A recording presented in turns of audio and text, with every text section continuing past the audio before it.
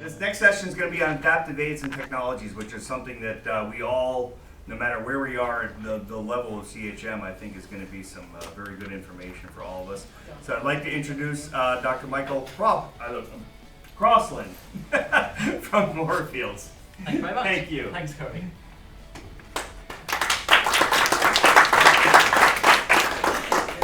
Great, so thank you, Corey and Maria, for asking me to come and speak to you.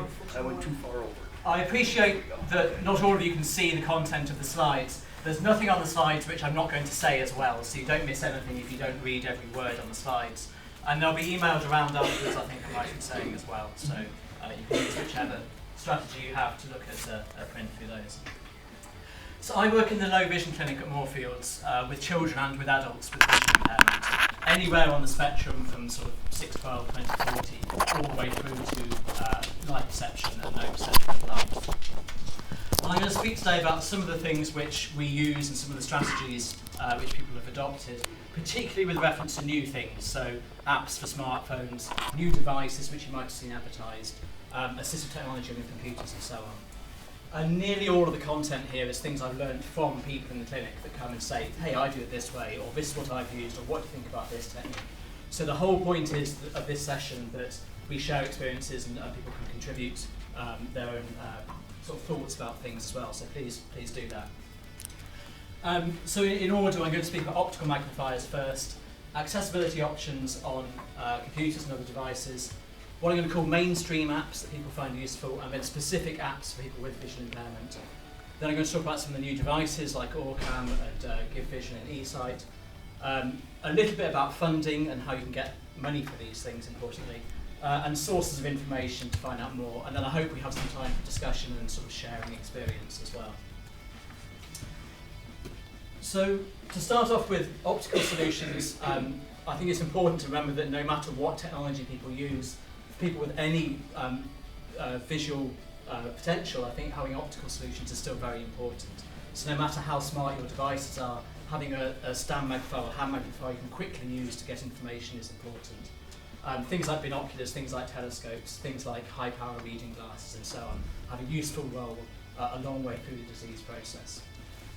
And as you know, in the UK, these are things which are provided by local low vision services. In most areas of the UK, that's within a hospital setting. Moorfields has, by some margin, the biggest low vision clinic in the country. In other areas, in Wales, for example, this is done through high street optometry practices. In other areas, it's offered by charities or local sensory teams. But it's important you're always in touch with your local low vision services. Let's talk about sort of accessibility options on Windows, on OS 10, on things like this, and the accessibility options people use. We did some research a while ago surveying people with low vision and also with complete blindness, with no perception light, and found what strategies they use to access computers, electronic books like Kindles and tablets, iPads and so on. And obviously I'm sure you're all aware of these, but the big things people use in early stages of sight loss are large print, large screens and contrast adapting methods, so either having things white on black to reduce glare, having things in bold and so on, and line spacing and number of words per line and so on. A lot of people responded they liked using grayscale rather than colour, so taking away a lot of distracting glary colours and things and making things grayscale, which is available in later versions of all these software packages. And the thing which surprised us a little when we did the research is that a lot of people use voice and use text-to-speech. And I think often people are taught or assume that this is very much people that don't see at all using text-to-speech. But I think there's been a real shift towards people, even with only very mild sight loss, liking speech as well. And it's also with the speed of access and speed of accessing information, I think. So a lot of people, as you know, will use speech and have something read to them, and perhaps have it scrolled and enlarged at the same time, and use these two different strategies for accessing information. And another thing, as you know, which has really made a difference recently is dictating. So being able to use Siri, being able to use Dolphin, and use any sort of text-to-speech type system, so that you can dictate messages, dictate emails, and so on. Is another sort of really big change recently. Any comments on that, actually, just before we move on? So computer accessibility, anything I've not touched on, any other strategies people use? Well, I did have to smile when you talked about voice to text. I was saying, yeah, try saying choroideremia and see. You can set up shortcuts. See what it comes up So, with. yeah. I've seen some very interesting. And they tend to work well, people like you with the proper sort of very clear American accent. People like me who speak too quickly and mumble awful. So it's a good reminder that I don't always speak clearly enough. I think my only comment about the large print, I think companies really need to know that large print isn't just printing it off on A3 and sending it. God, yeah, absolutely. Yeah. Large print means large print on A4, not. Yeah, so a lot of the work I do is with children with vision loss, and as you say, they have worksheets photocopied, they've been photocopied 1,000 times, they're sort of very pale grey, slightly paler grey backgrounds. And I've also noticed font type makes a big difference. Yes. And, you know, Arial and Helvetica fonts are very good. So that's quite individual. There's been research projects trying to look at whether one font is better. The RNIB made a font called Tiresias, which was supposedly more readable. A lot of people like you prefer Arial and these very simple letter shapes. Other people say that the serifs on Times helps the word shape, and that can help. So some people prefer that. Some people like Courier, which is the sort of typewriter's test one, so that a 6-letter word is twice the width of a 3-letter word, whereas if you use most fonts, it sort of scales it, so that doesn't happen. So it seems to be quite individual. And I think the big thing for internet design and for accessibility is just give it to you in a format you can do what you like. So don't have flash pop-ups and all these other things, just have it as text and then you can add it as you want. You can put it into whatever font, you can have it read to you, whatever you like. I think that's a big part of accessible design. So I've worked in models for about 20 years, and I think the biggest difference is obviously the fact that everyone's got very high-powered computers in their pocket with good screens, bright screens, good cameras. And more and more I see people who are using their phone as their primary low vision aid. So if I see teenagers with vision impairment, they're not going to use a telescope to read the thing behind the counter at McDonald's or to look at a bus. They are going to use their phone. Everyone assumes they're taking a selfie, but they're zooming in, they're taking a picture, they're zooming. And that's really made a massive difference, I think, in accessibility visually. The fact you can use camera and zoom. And increasingly people are using that as a primary aid, I think. It's always on you, it's got the light, it's got these extra things. Second most common thing in our survey people were using was maps, talking GPS. So using Google Maps with an earpiece, using Citymap or whatever it is, and having those step-by-step directions. Next road on the left is Ebenezer Street, that type of thing. And the third big thing in cities like London, where the public transport system is very accessible, the data is accessible, the apps that tell you what the next bus is going to be, what the next tube is going to be, they work pretty well. So at the bus stops out here, if you use Citymap, it will say the next bus will be a 205, in 3 minutes time it will be a 43, in 6 minutes time it will be a 214, whatever. Cool.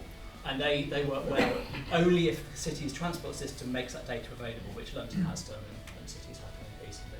So again, you're not messing around with a telescope trying to find a bus number, you've got an accurate prediction of what the next bus is going to be. In the UK, the National Rail app is good for telling you what platform things are at. There's various apps which will wake you up if you're getting towards your stop. So if you're on a service which doesn't announce the stops, you can set these things which will set an alarm off 2 minutes before it arrives at your stop. It's a really nice thing. It's made for people who fall asleep on the train, but it's also very useful if they can't see the signs of the stations. So I like this sort of thing where you get something designed for one purpose which is then adopted by another community. And books, things like Kindle, the iBooks, and so on, the electronic books have been hugely widely used.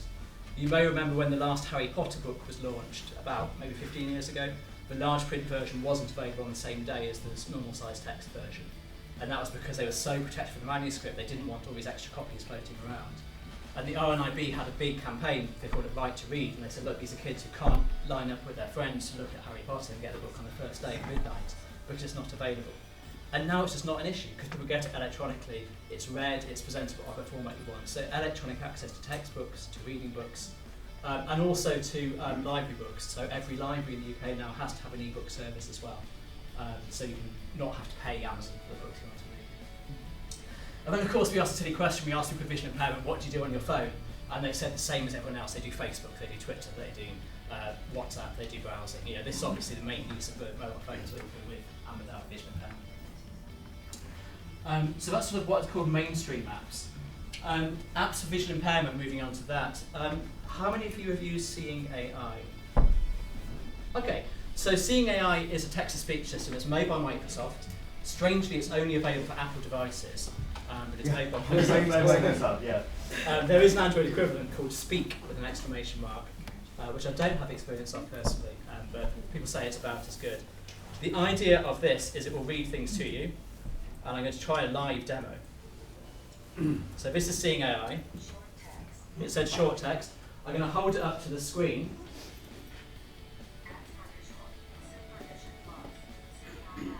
So obviously I'm not supposed to you can hear that from the back, but it's reading what I've written on the slide pretty accurately.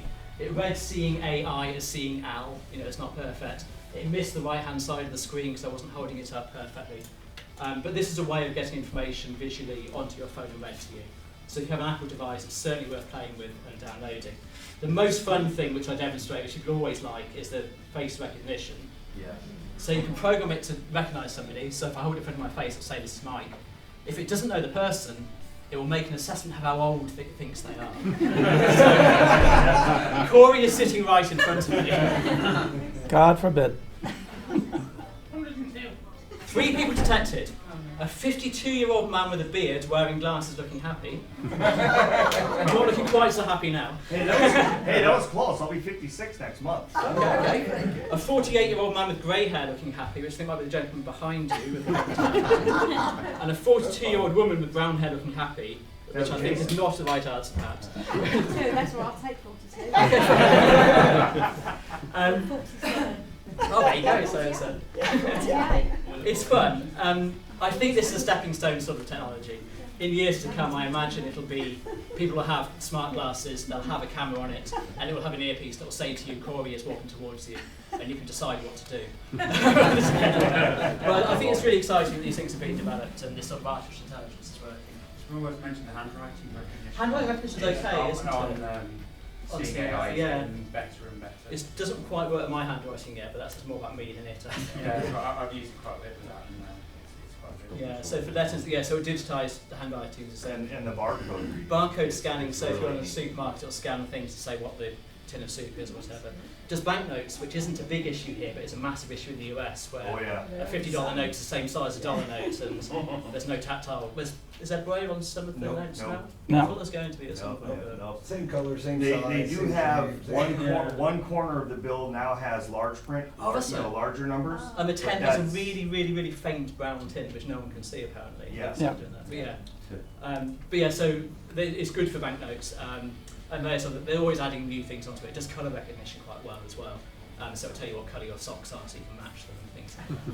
And the app is free. That's It is the free. best part. Yeah. It's a free. Once you pay for your £300 smartphone, or £500 which iPhone is, £1,000 smartphone. Yeah. It uses data for most things, not for reading. So another thing is you need a data connection or Wi-Fi connection for the faces and things. Speak is the equivalent for Android. There's also the Envision Reader, which is for Android as well, which is the same sort of thing. Supervision Plus is a bit less exciting. That's one of the many magnifier apps. That was made by people at the Scape and Design Institute in Harvard.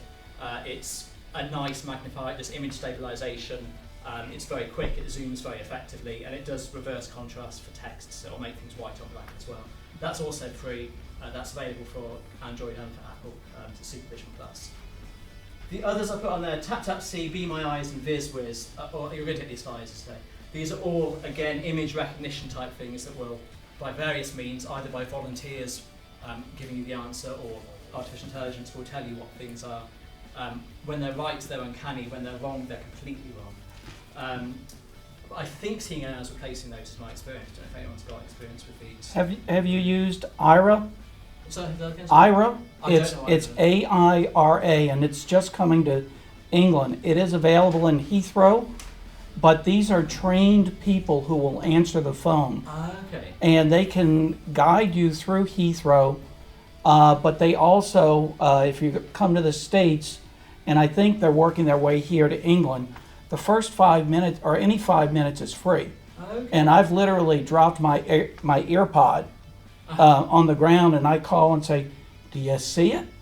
And they say, "It's 2 feet ahead and over to the right." Brilliant. But they're trained versus having volunteers. So Be My Eyes is the equivalent with volunteers, sort of Right. accurately Yeah, saying. it's Right. a paid service. Okay, that's and this is what I like about this sort of things. There's new things all the time, and as I said, I learn from people saying. Well, this is I did a beta test on it, so it was very good. Yeah. The other ones, you mentioned a good point. Heathrow shopping centres, indoor navigation, GPS doesn't work. There's Blind Square, which will do indoor navigation for things like shopping centres, and they have additional information. So it'll say, Pizza Express on your left, they have a braille menu, or whatever it is, that they give sort of specific vision impairment data as well. Do any of you use Blind Square? Or, yeah. So yeah, there's lots of competing services, which is one of the problems, and I'll speak later on about how to find out up-to-date information. Moving on, I would like to talk about devices. So these are things which are specifically made for the visual impairment.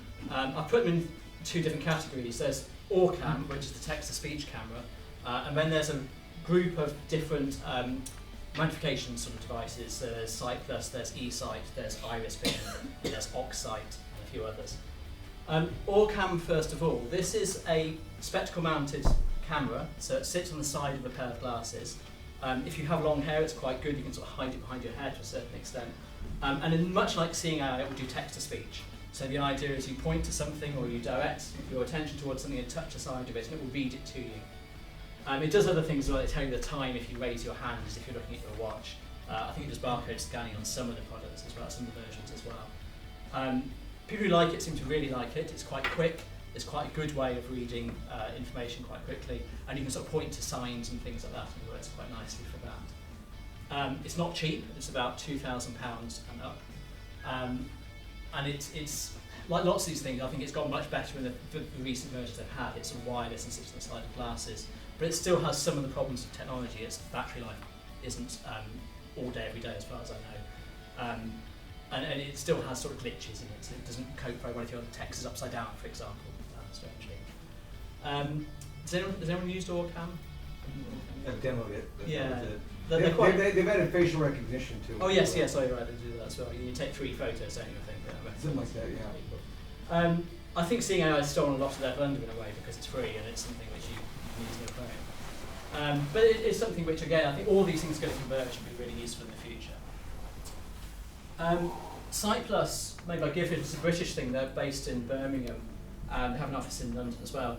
This is a virtual reality headset. It's literally a Samsung mobile phone with a virtual reality headset that people use for computer games and things. But it has some software in it which does image magnification and image enhancement. So it has a little Bluetooth remote control. You zoom in and zoom out. It gives large amounts of magnification. And you can switch contrast. You can enhance the edges of things to make them bolder and so on. It's purely visual. It doesn't do any text-to-speech. It doesn't do any face recognition or anything like that. We've done some research about this, which I'll talk about later on. It's sort of nice. It weighs, I think, 450 grams, so it's about £1 in weight. It's quite heavy, it's quite bulky, and you lose eye contact, so it's not something you'd want to use in a social situation necessarily. You also can't walk around with this because it's a magnified view. If you walk, it's like walking around a pair of binoculars. You can't do it because your eyes tell your brain one thing, your inner ear tells your brain something else, and you fall over. So it's not quite as versatile as you might think. There's better solutions than this, but it's available. Iris Vision is very similar. It's a competing product. It's an American company, does a very similar sort of thing. It has what they call a bubble magnifier, so it magnifies the central bit of view you're looking at, and everything else is not magnified, which is quite a nice way of not affecting your balance and sort of working out where you are quite so much. eSight is, unlike the other things which use off-the-shelf components, is something which is made for people with vision impairment. It's a Canadian company. It's like a bioptic magnifier, meaning that there's a magnified screen at the top, but your bottom part of the glasses is unobstructed, so you can still walk around and see steps and see things, but you look up to get a magnified, enhanced view of the world. It's nice, it's very expensive. It's sort of $10,000 or euros or pounds. I mean, it's phenomenally expensive. I will talk about funding later on, but it's I only met 1 or 2 people who've bought this. And then OxSight, which is another one. It's a British company who made this based at Oxford University. Again, it's a commercially available sort of pair of glasses, an Epson virtual reality pair of glasses. It's lighter and smaller than the others, which the flip side of which is the display is not as big and not as bright as some of the other systems. But again, it does magnification and image enhancement. This one will also minimise the view. So if you're looking down a corridor, rather than having to scan around, it can shrink the view a little bit so you can see the whole view as one in one look. So if you have very good central vision and reduced peripheral vision, it can be quite useful for that. But it's not massively bright. So all these things, I feel like the next version will be the one. The OxSight one's got the capability to connect to a remote camera as well. Yes. Yeah. So I've got the crystal glasses in there. That's because you can connect it to the high resolution camera. Uh-huh. So where you're looking, you can look at things through the camera, and the remote camera is a better image than the Oh, well, glasses camera. that's good to know. So it's good. It's good from a static point of view. I use it for working meetings and things like Oh, that okay. to good effect really. Uh-huh. And do you use the black cover over the top Yes. or not? Yeah. It's a bit information overload with Yeah. the people behind the image as well. I can imagine the a bit. image, so Yeah, so the idea is you can look through it and see the real world and the sort of virtual at the same time. it's quite narrow, so it's just quite easy to look over Uh-huh. under the actual lenses themselves. And can you wear it all day comfortably or for an hour long meeting comfortably? Yeah, and it is reasonably heavy, and again battery life is probably 2 to 3 hours, I suppose. But for meetings work, it's And did access to work, this latest slide, did access to work pay for that for you? no, not these. Let's talk about those. Yeah, so, But yeah, they're quite good for lots of peripheral vision. Yeah. They're selling on the low, aren't they? that's Upside. yeah. Okay.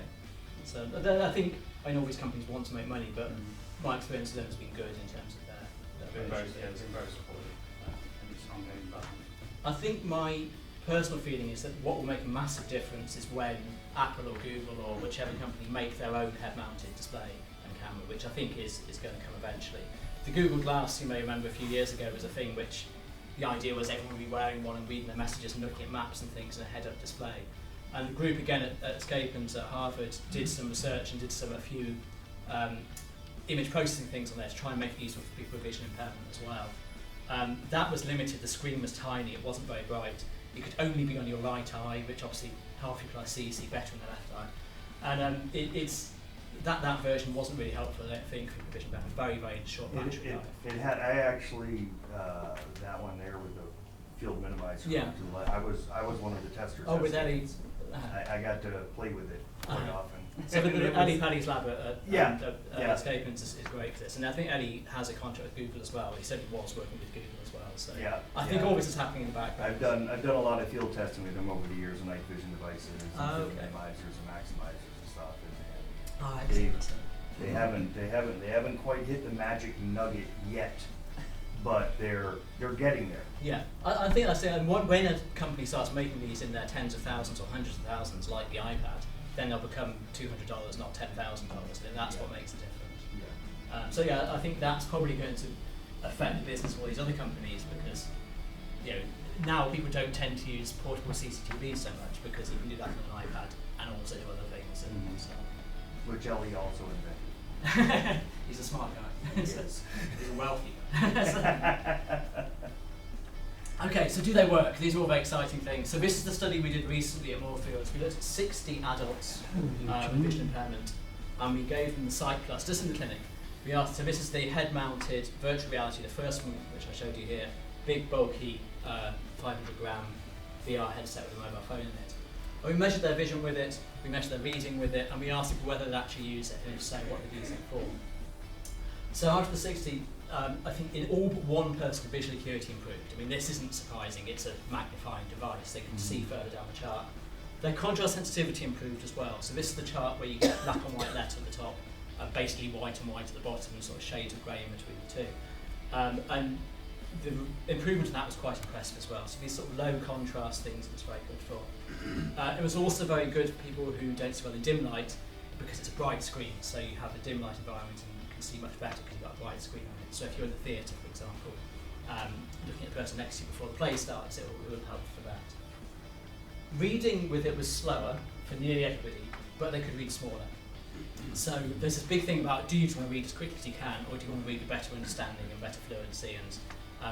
And although people read slower, they did read smaller print. And then we said, so if we could give you this device, would you actually want it? Would you actually use it? Bearing in mind everyone saw better with it on the chart.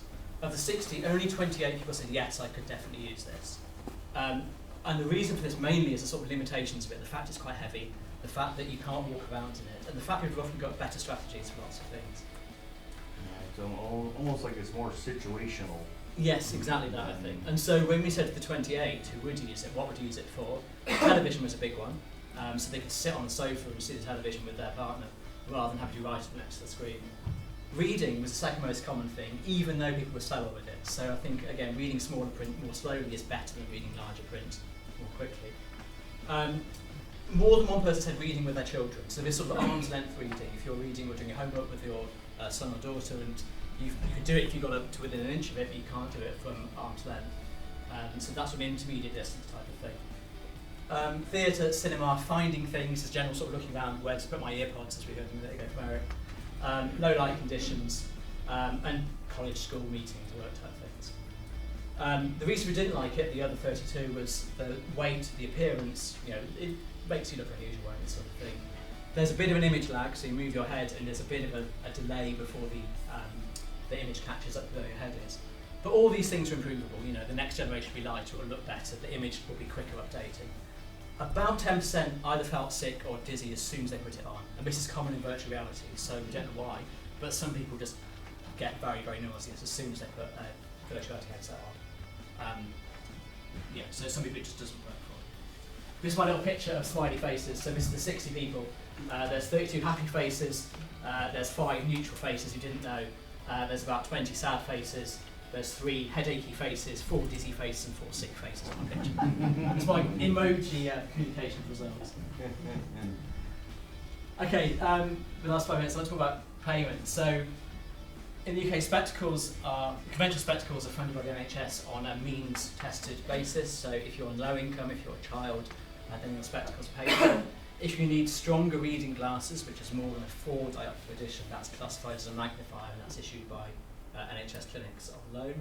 Optical magnifiers are issued by the NHS on loan under the Department of Health guidelines.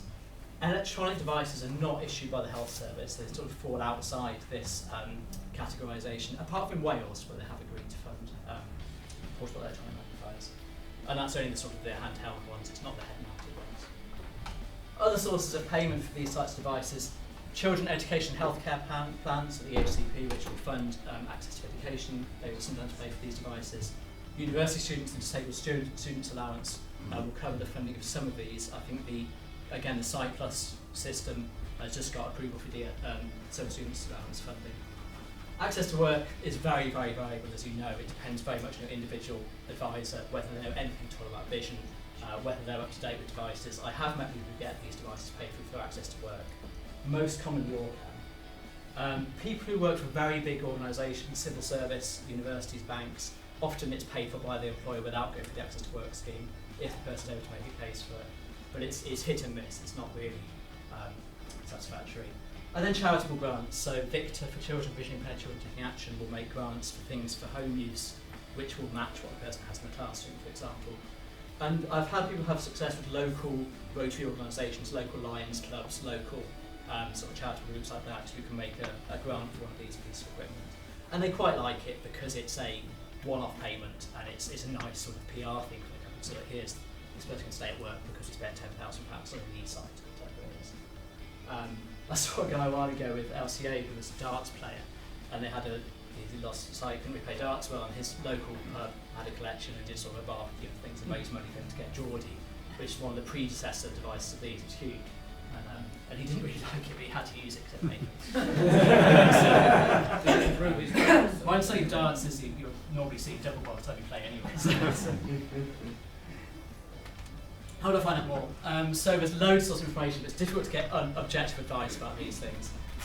The companies obviously are full of the websites, have these fantastic testimonials, best thing I've ever seen, it's saved my sight, I can do everything I used to do. And getting impartial advice is a little bit more tricky. Sight Village is the exhibition in the UK, which happens about 5 times a year in different parts of the UK. The London one was last week, disappointingly. It's every November at Kensington Town Hall. The biggest one is in Birmingham in, I think, February. Sorry? June. I was nowhere near. In June. And there's North East ones and different regional ones as well. Websites, appleviz.com is a nice source of information for all Apple devices, Apple Watches, the Apple Home, things like that. Cool Blind Tech is a podcast which people are very tend to very much like, which again reviews new products. It's American based. Vitatech, so that should be Vital Tech. Let's type it there. Site advice FAQ. There's lots of different websites which have advice. Eric told me a moment ago that Apple has a free phone number for people with vision impairment, which will give advice on setting your devices and so on. Yeah, I'll get that number if anybody wants it. There is a UK number. There's also one in the US. That's toll free, and they can remotely take over your phone and do your settings so you can get it done correctly or find an error. And as I say, discussion with peers, the fact that I didn't know about that until half an hour ago is really, really useful. So I think meetings like this, forums like this are really, really important for sharing information. The other thing I haven't mentioned, which people are using a lot more, is the smart home devices like Google Home and Alexa and things like that to control people's thermostats, control music and that type of thing. Do any of you have experience using those sorts of things? I have a Google Home Mini, but it's mainly for music. Okay. But saved you looking through your CDs you would have done on LPs years ago. Yeah. Alexa and Siri don't get along. Yeah, they don't talk nice to you. I mean, I think the Google Assistant on Android phones is like probably a lot cleverer than most people would know. I mean, it's like I've tried asking it very strange things, and it's quite, so like,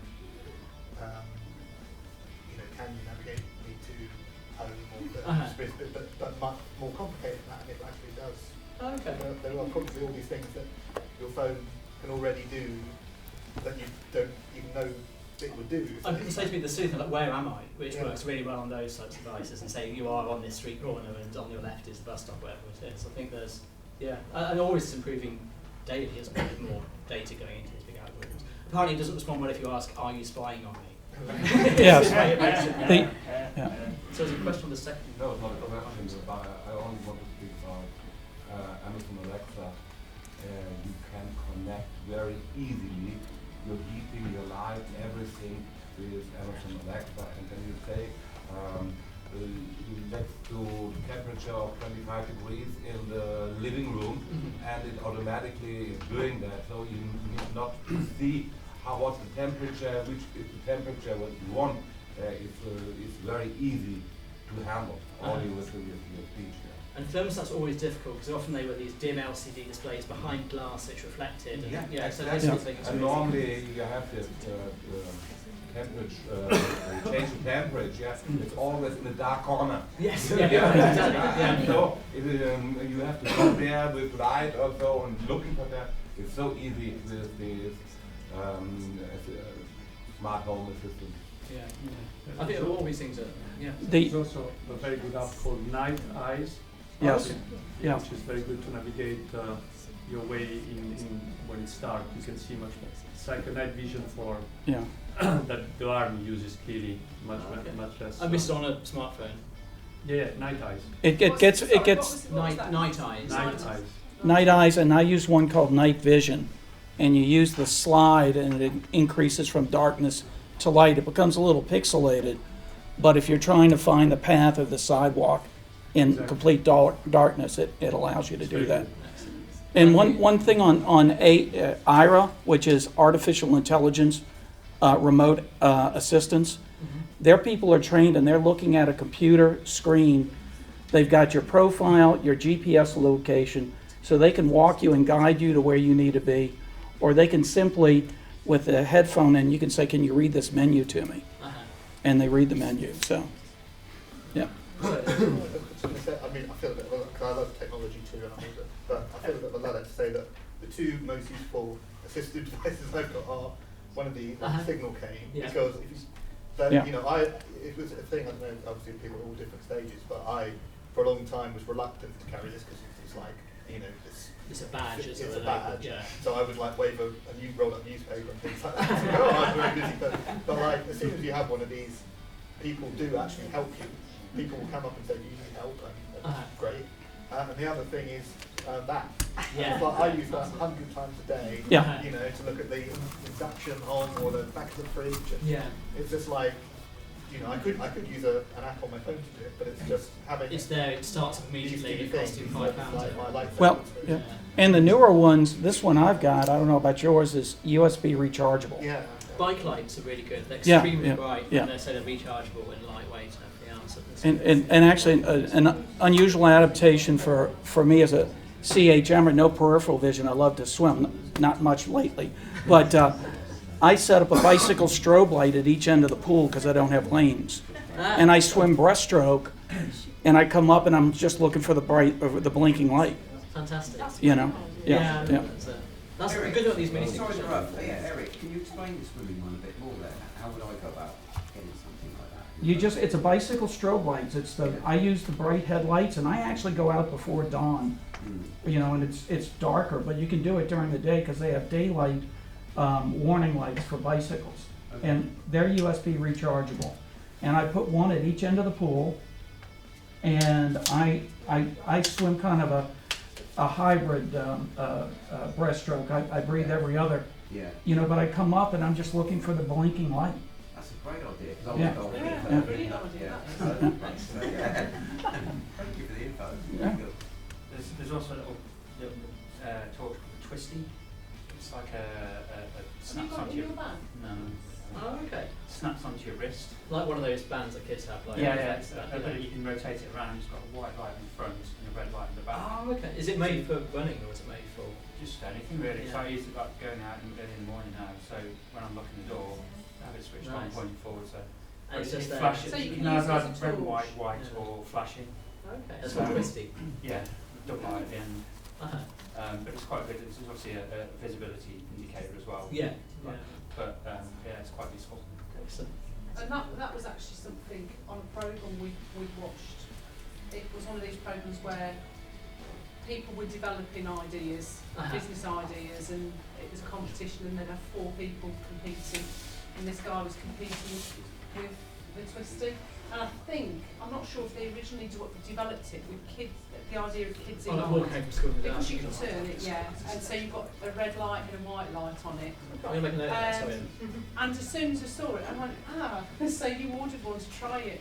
But so, because then you can use it as a torch, like you say, if you're trying to, You can buy them in Decathlon, I think. can you? Yeah. What's the name again? Twisty. Twistee, I think. Or TII, did you say? TII. TWIST. Double I. Double I. Great. Were you going to talk about tactile bumps or anything like that? I wasn't, only because I wanted to focus on Okay. newer things. But yeah, I mean, the really important thing about being in touch with your local sensory team for lighting advice, tactile stuff, talking newspapers, everything else. I think, as we said, as the gentleman there said, these low-tech things are often actually the things you use far more often. Yeah, they start immediately. They're not as expensive. You don't need. The battery will always last. These sort of things, and I think we mustn't overlook those. As I said at the start.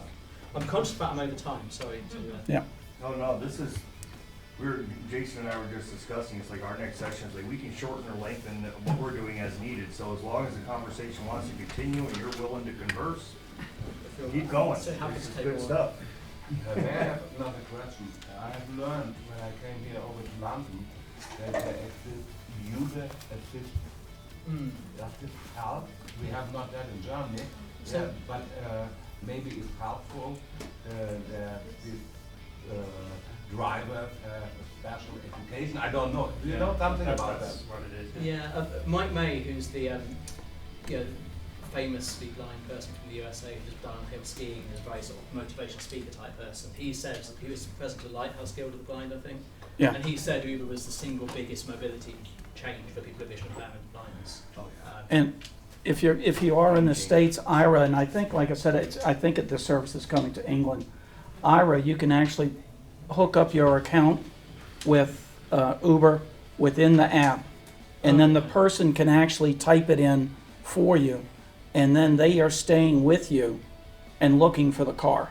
And Eric, how much does IRA cost? IRA can cost a subscription up to $300 a month. Wow.